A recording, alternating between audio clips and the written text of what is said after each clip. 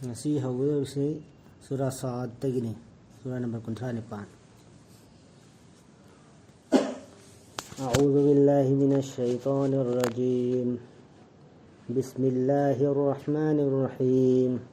صاد والقرآن ذي الذكر بل الذين كفروا في عزة وشقاق كم أهلكنا من قبلهم من قرية فنادوا ولا تحين مناص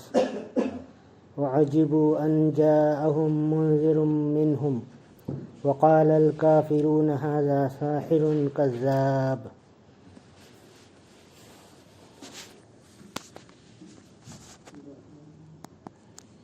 صاد قرآن نخنگ سنو پاوتاک نتھلبا قرآن کا سمچار میں نتے थाजबसिंगना नापल तौई अमसुंग मचेत ताई गाना थाजबसिंगना नापल तौना तर मचे मचे सिताय अब मिरोन कया इखोइन हाबे अल्लाह ना मांगहन खरबा मखोई मांगदा मखोइना कौजरखी मतम लेतबदा नानथोकनबा ममांग सुमियो क्या क्या महन खरबा दरा होइना अजाब तो लाभ कांदा नानथोकनबा हाइजरेबा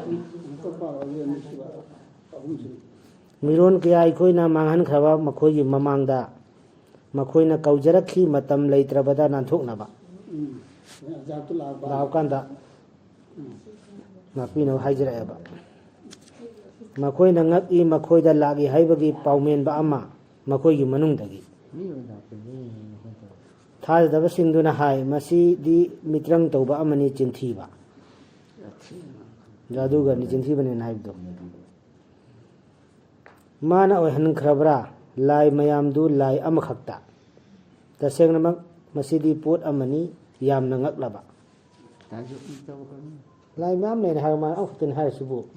मसी अकप पोट अमने लाई दी मनाय मशीन करी करी मैम ले नी तो लाई मैम सिबु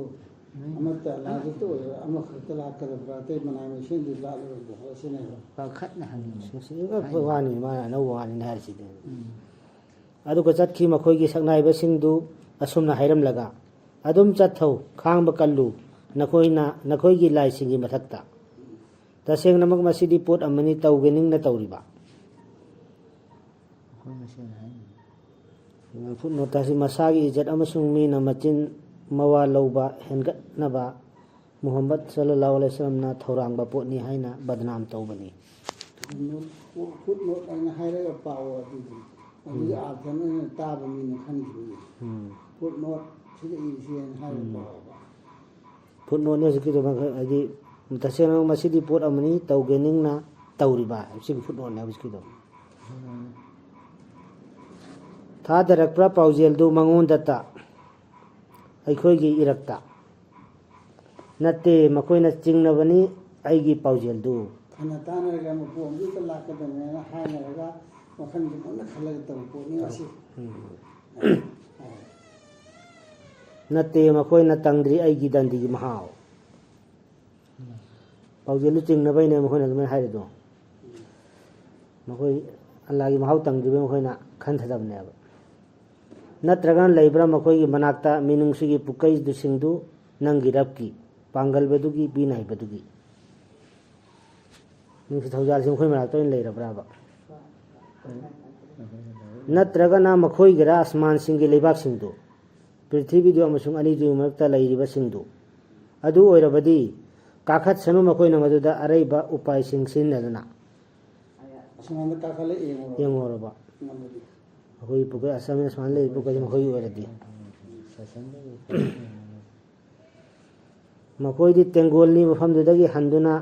तानखाइरक्कदबा कांगलुपसिंगी मनुंगदगी काखलुबा ngmen खलेना काखलसुना लंगथकने होई या खिदे मखोई ममांगदसु नुगी मिसिंग ngमगनि हाबसिसि आइसे मुलियबा आसमान काखप ngमगनि हजि काखना ओतन होनरिदना तो प्लानेट चतन तौरिसिन तौरिदना काखपसि ngमपय हाबसि इशारादि फंगे काखपदि ngमकरि ngमबदि अदुबो लंगथकने काखलसु यौबो ngमय यौरो यौलो ꯌꯥꯈꯤꯗꯦ ꯃꯈꯣꯏꯒꯤ ꯃꯃꯥꯡꯗꯁꯨ ꯅꯨꯍꯒꯤ ꯃꯤꯁꯤꯡꯅ ꯑꯥꯗꯅ ꯑꯃꯁꯨꯡ ꯎꯆꯨꯞꯁꯤꯡꯒꯤ ꯃꯄꯨ ꯐꯤꯔꯥꯎꯟꯅ ꯎꯆꯨꯞꯁꯤꯡ ꯃꯄꯨꯗꯨ ꯎꯆꯨꯞ ꯌꯦꯔꯒ ꯌꯣꯠꯄꯤ ꯌꯦꯔꯒ ꯗꯟꯗꯤ ꯄꯤꯕ ꯅꯤꯡꯊꯧ ꯑꯃ ꯂꯩꯔꯝꯕꯗꯨ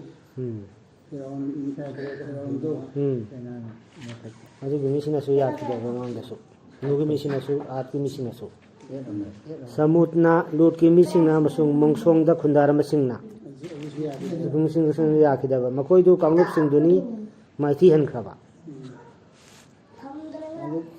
ꯂꯤꯡꯉꯦꯅ ꯈꯜꯂꯁꯨ ꯃꯈꯣꯏꯁꯤꯡ ꯂꯣꯏꯅ ꯃꯥꯏꯊꯤꯈ꯭ꯔꯕꯅꯦꯕ ꯅꯕꯤꯁꯤꯡ ꯊꯥꯔꯛꯄ ꯅꯕꯤꯁꯤꯡꯗꯨ ꯃꯨꯀꯥꯕꯂꯥ ꯇꯧꯕ ꯃꯇꯝꯗ ꯑꯜꯂꯥꯍꯒꯤ ꯑꯖꯥꯕ ꯂꯥꯛꯇꯅ ꯃꯈꯣꯏ ꯂꯣꯏꯅ ꯃꯥꯡꯍꯟꯈ꯭ꯔꯦꯕ ꯂꯣꯏꯅ ꯃꯥꯡꯊꯣꯛꯍꯟꯈ꯭ꯔꯦꯕ ꯅꯈꯣꯏꯗꯤ ꯀꯔꯤ ꯂꯩ ꯅꯈꯣꯏꯗꯤ ꯀꯔꯤ ꯈꯜꯂ ꯐꯥꯎꯕ ꯃꯥꯡꯈ꯭ꯔꯅꯤ ꯈꯟꯊꯧ ꯍꯥꯏꯗꯨꯅꯤ ꯍꯥꯏꯔꯤꯁꯤ ꯃꯍꯣꯡꯃꯅ ꯄꯨꯊꯣꯛꯏꯕ ꯋꯥꯁꯤ ꯅꯈꯣꯏꯅ ꯃꯥꯏꯊꯤꯍꯟꯕ ꯁꯨꯡꯉꯝ ꯉꯝꯃꯣꯏ ꯃꯈꯣꯏ ꯈꯨꯗꯤꯡꯃꯛꯅ ꯌꯥꯈꯤꯗꯕꯅꯤ ꯔꯁꯨꯜꯁꯤꯡꯕꯨ ꯑꯗꯨꯅ ꯑꯆꯨꯝꯕ ꯑꯣꯏꯈꯤꯕꯅꯤ ꯑꯩꯅ ꯂꯃꯟ ꯈꯨꯝꯈꯤꯕꯗꯨ ꯃꯊꯛꯇ ꯄꯟꯈꯤꯕꯁꯤꯡ ꯍꯧꯖꯤꯛꯁꯦ ꯃꯈꯣꯏꯁꯤꯡꯁꯤꯅ ꯔꯁꯨꯜꯁꯤꯡꯗꯨ ꯃꯈꯣꯏ ꯃꯇꯝꯒꯤ ꯔꯁꯨꯜꯁꯤꯡꯁꯨ ꯌꯥꯈꯤꯗꯦꯕ ꯑꯗꯨꯅ ꯂꯥꯟꯅ ꯃꯈꯣꯏꯗ ꯂꯃꯟ ꯈꯨꯝꯕꯁꯤ ꯑꯗꯨꯝ ꯀꯝꯄꯜꯁꯔꯤ ꯑꯣꯏꯈ꯭ꯔꯦꯕ ꯈꯨꯝꯈ꯭ꯔꯦꯕ ꯉꯥꯏꯕ ꯅꯠꯇꯦ ꯃꯈꯣꯏꯁꯤꯅ ꯁꯨꯞꯅꯒꯤ ꯑꯌꯥꯛꯄ ꯈꯣꯟꯖꯦꯜ ꯑꯃꯈꯛ ꯅꯠꯇꯅ ꯃꯗꯨꯔ ꯂꯩꯔꯣꯏ ꯊꯤꯟꯊꯕ ꯑꯩꯈꯣꯏ ꯍꯧꯖꯤꯛ ꯉꯥꯟꯊꯣꯛꯇꯅ ꯂꯩꯔꯤꯁꯦ ꯅꯕꯤꯅ ꯍꯥꯏꯕꯁꯤ ꯃꯋꯥꯗ ꯂꯩꯔꯤꯁꯦ ꯁꯣꯏꯔꯣꯏꯕ ꯂꯥꯛꯑꯅꯦꯕ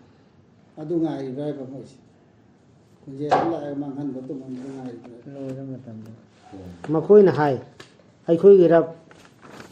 ꯊꯨꯅ ꯄꯤꯕꯤꯔꯣ ꯑꯩꯈꯣꯏꯗ ꯑꯩꯈꯣꯏꯒꯤ ꯁꯔꯨꯛꯇꯨ ꯏꯁꯥꯞꯀꯤ ꯅꯨꯃꯤꯠꯀꯤ ꯃꯃꯥꯡꯗ ꯀꯌꯥꯝꯕ ꯂꯥꯛꯇ꯭ꯔꯤꯉꯩꯗ ꯑꯩꯈꯣꯏꯒꯤ ꯁꯔꯨꯛꯇꯤ ꯂꯥꯛꯍꯟꯕꯤꯔꯣꯅ ꯍꯥꯏꯔꯦ ꯇꯧꯔꯦ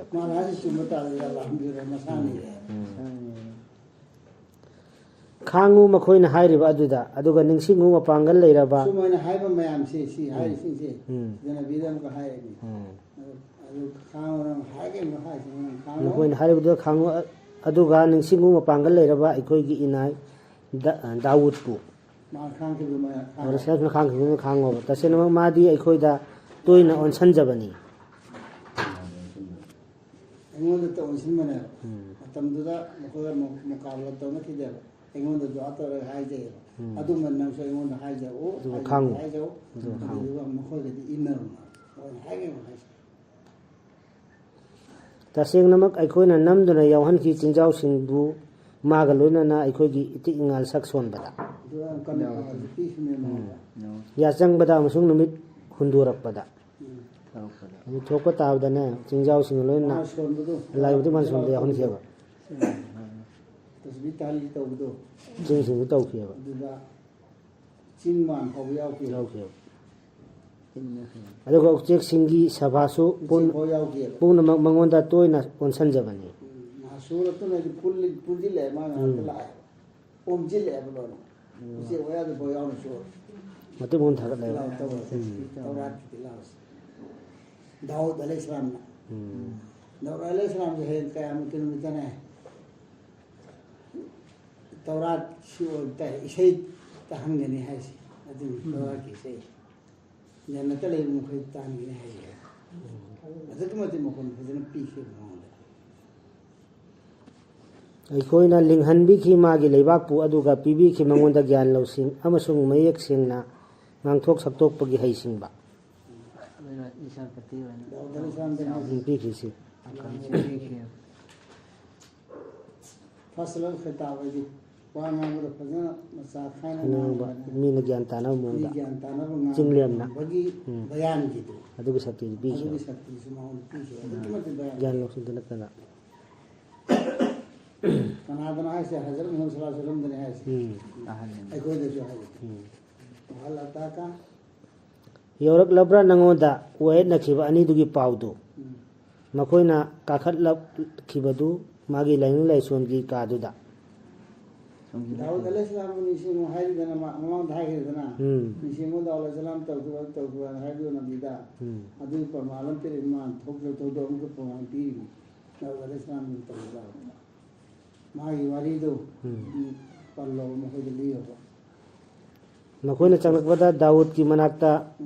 ꯃꯥꯅ ꯊꯨꯛꯀꯠꯈꯤ ꯃꯈꯣꯏꯒꯤ ꯃꯔꯝꯗꯒꯤ ꯃꯈꯣꯏꯅ ꯍꯥꯏꯈꯤ ꯀꯤꯕꯤꯒꯅꯨ ꯃꯥꯅ ꯊꯨꯛꯀꯠꯈꯤꯗꯤ ꯀꯅꯥꯅꯣ ꯗꯥꯎꯗ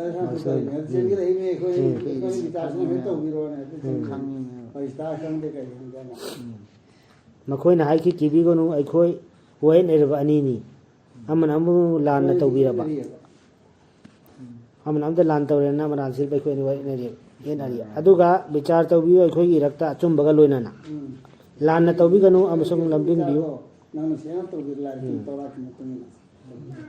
ꯂꯥꯟꯅ ꯇꯧꯕꯤꯒꯅꯨ ꯑꯃꯁꯨꯡ ꯂꯝꯖꯤꯡꯕꯤꯌꯨ ꯑꯩꯈꯣꯏꯕꯨ ꯑꯐꯕ ꯂꯝꯕꯤꯗ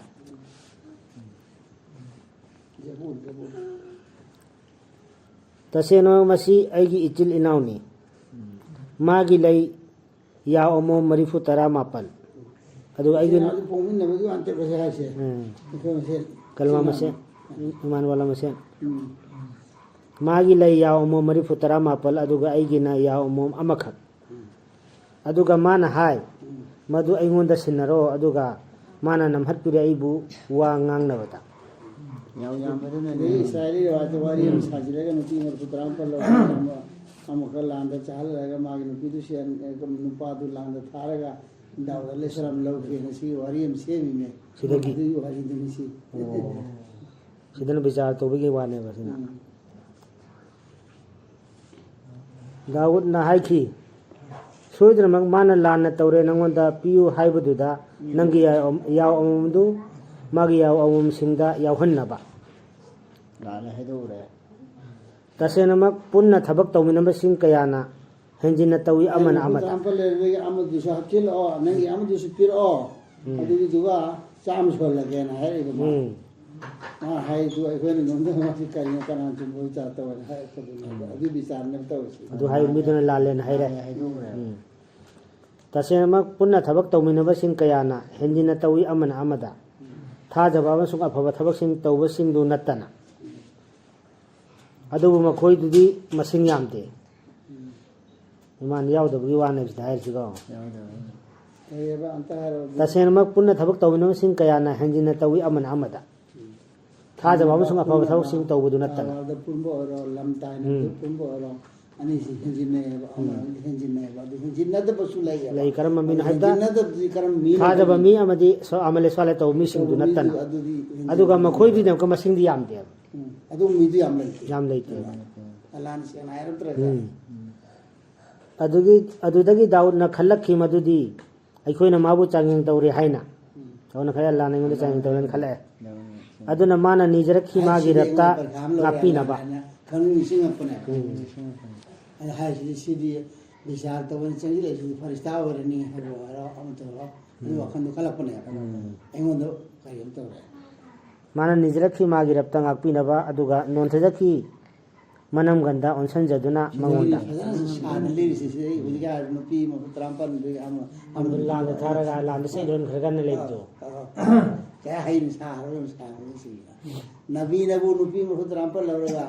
नबी अमदोम को लौबा है नबी की वाला बस साहबी ता रहने साहबी दो लांद थारगा सेदोन खरगा नबी लौबा सजदाम ले रे ई बात तारवसी वारी सी फरिस्ताने बसंगी लई सी विचार तो वाली चंगी लई में लाले से आई भाव से तता दे माना हाय के माना लाले न हाय रिबा सिक्स दे आई भाव से तता लाले दे कर्म या अमोम मरिपुत्राम पन लई बसे पियो न हाय दो मीदो मयाम लई मीदो लाले न हाय दो उरेबा चामी वखन जे खंगद्री अमुसु पियोन हाय सिते हान लेदा नंग अमुसु नंग अखत्रै सु पियोन निगोंद हाय दे अदुने आम खतनी माइदे लई अमु दुसु पिजे रो चांस हो लगे से लेबा यो दुमा हाय दु लांद्रो लई गे हिमतेवा पुन ओयर गे हाय लेदा सजाम ले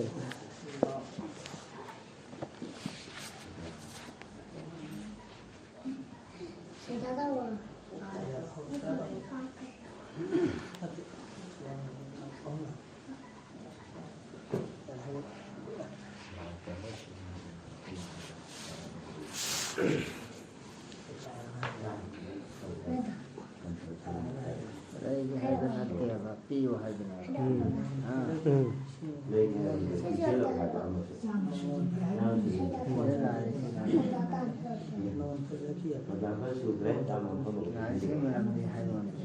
पियो न चौदे लौजि ले आई लान लांगा लाने दी सी के हम पंचांग तो दे सोई मासे लांगे दी सी दिया सोई खा खली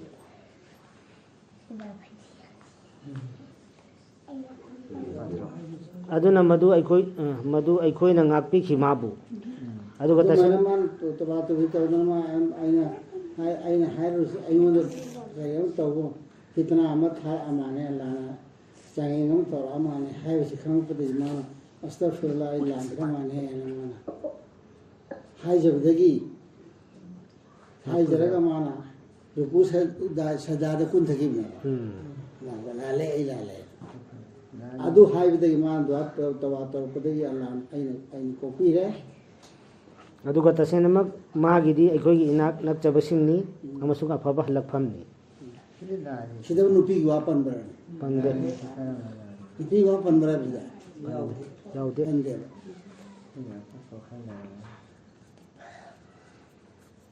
aikoi na haiki o daud taseng mak aikoi na sembi bani nangbu mahut sinba ama oina prithi thakta aduna vichar to mi sing marakta chumna tung in ganu nasagi apambagi maramdi baduna langphai han khigani nangbu allah gi lambi dagi tasena ma allah gi lambi dagi langphai na khiba singdu makhoi gi di sathi ba dandini makhoi na bagal loina kakthok gi hisab ki numpu nangge apam bu thaji lega taw gona ba karuma du main taw ordi rodi nang lamang na ne nang bu soida shaitan lamang hangene ba allah gi chum lambi dagi tasena ma allah gi lambi di langphai na khiba singdu makhoi gi di sathi ba dandini makhoi na kakthok pagi hisab ki numpu jangan mi kakthok padai ne ba tawrin phaisi korona pi do ba azab shadid che imana su yawmal hisab akhirat su ni ko ma ke adudi khanda da de ma ko to de ne shaitan ga thonde adu mai hisab taw ro adu ni quran gi matum ni hisab taw de na to ko ina bu hisab taw bo ordi adu mi du sathi ba dandi phamne lamang ni ne tan lamang ni सेम खबनते अखोना आसमान अमसुंग पृथ्वी बु अमसुंग मखोय अनी दुग मरक्ता लैरिबा मखैदु मरम लैतना मदुदी थाजदबसिंगना असुमना खंजबनी अदुमना खंजबनी अदुना अवाबिनी थाजदबसिंगी जहन्नम गी मैगी मरम दगी को को लेबन ते आसमान जमीन संगे से मतलब सना ओरे है जना अदु दुबु जो ओबि आबरा बा दु असेम बम लैतना बा असेम बम न सेम दो रे से मरम नखोसु करुम पोलम सेम तार दि सेम दुगु मरम मन लैदना इंसान न कोइना अदु अल्लाह न सेम पोसन दु मरम लैतना सेम या मकु अम लैतना सेम बम लैतना सेम या असि वाजली काफिर की वाने काफिर ने मकोय अदुम खंजबा की वाने अदुन थाजे होबन हो आखिर तो रकने है पुनम से दुनिया से अल्लाह से दो सेम भी पोम ले है फिन होय पुन चचान खलो नत्रगा अखोइना लौगद्रा थाजबसिंग अमसुंग अफाव थबसिंग तौबसिंगबु पृथ्वी थक्ता अमोट पसंदोकपसिंग गा मानना होय नको सु तौ देवा असुम बग आराम गा विचार तमु तम असुम दु आराम दु विचार चमान तौरन ने इंसान अब तौ देवा आराम नंगी नंगना असुम ने हैरगा दु मतुम तौ विचार ने तो अल्लाह ने वो अदुम तौ उदरा अपन अपन थबुक तौरगा अपन मना पमदरा फतब थबुक तौर फतब मना कई दंदी दु बिरोदरा सिने नत्रगा अखोइना लौगद्रा चुमना चचबसिंगबु फत्तबसिंग मानना मसी याय फरल ओइरबा लाइरिकनी मदुदी मसी याय फरल ओइरबा लाइरिकनी मदुबु अखोइना नंगोंदा थादबिरक्पा ओ मोहम्मद सल्लल्लाहु अलैहि वसल्लम किताबुम मुबारकुन है अदुगा आर्थिन याय फरबा लाइरिक अमने वे कोन थारेसी नंगोंदा निजा बरकत किवा मैम यावरबने निजा आराम बे याव नत्रे मसी करिगिनो ले दब्बरु मखोइना वखल खंथजनबा मसिगे आयात सिंगदा अदुगा खंथजनबा बुद्धि लैबा मिसिंगना खंथ दर्दी कान देव हाय सिन मुन खंथो तान दिया जे खंथ दूरी इंसान न कोई लसिंग ले है इतना लसिंग ले न कोई खंथो उलुल अलबाब दि लसिंग ले जाय अदुगा पीखी अखोइना दाऊदता सुलेमान कयादा फखरबा इनाइनो सुलेमान अलैहिस्सलाम जी दाऊद अलैहिस्सलाम की मचान है तसेन मंग मादी अखोइदा तोइन ऑनसन जबनी तवा तो भी तो वया पुकिल उन पेट पमीने thought liu thenduna thamkhibadu magi mamangda ya changlamdaida phirep chana lebhallaba lamjen gi sagol sing lang sagol sing mana haiki tasenama aine hena pamlure afaba pot nungsibana aigi rappu ningsingbadagi maduna numitna lot khidri phau amambagi pardagi marumda aduman nuaida nanda leingeda numi chang khreba nawai tum hokka ja hol de film da leikare adu to ba pamde mana haiki handuna purau makhoidu ai khoida adudagi mana nan ba horakhi makhoigi makhong sing amasung mangak singdu soidanamak changing tawkhibane aikhoina Sulaiman bu thamkhibane aikhoina magi tangbalda hakchang ama adugi tungda mana ningamdana halakhi aikhoida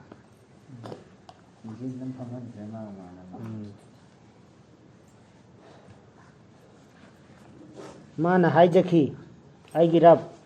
kokpiu aibu aduga pinabi aingonda sasan ama madu kana amatada chanaroidaba aigi tungda tanjabu ma adu duadu to hore magi marang khal lei ruedana yaale mapana lang kidumana masu maralam lei rueba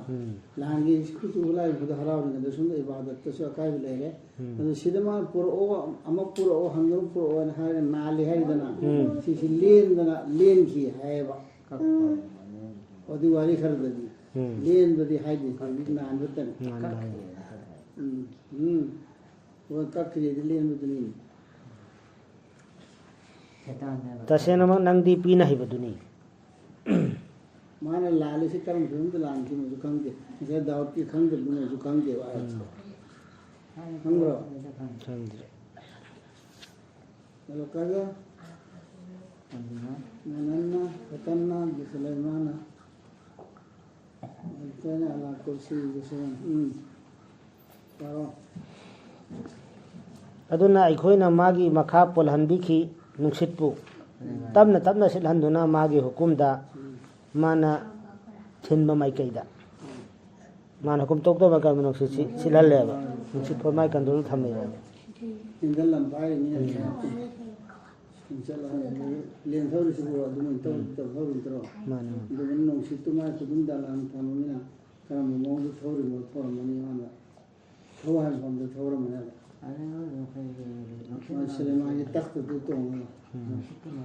aduga saitan singbusu yum kai saba amasung iruppa khudimma samudra iru balibane hiramoti lakonaba amasung atoppa kaya busu punna punsinnuna yolhing phalangna punna thamme pok to punna thamme punna thamme ngamme ma pul ala kum mango pang aikhoina haibikhi masi aikhoigi khudolni aduna pitho natraga paisallu hisab tawdana pitho odi lai pitho bana pai marsal me andu ka khela to oba parja piyo ba natraga paisallu hisab tawdana pai mo bega hisab ki ani jumga ma to na isda si mo piyo taseng namak magi je khogi inak nakchabani amasung afaba halaphamni betul sirau Sadaqallahul azim.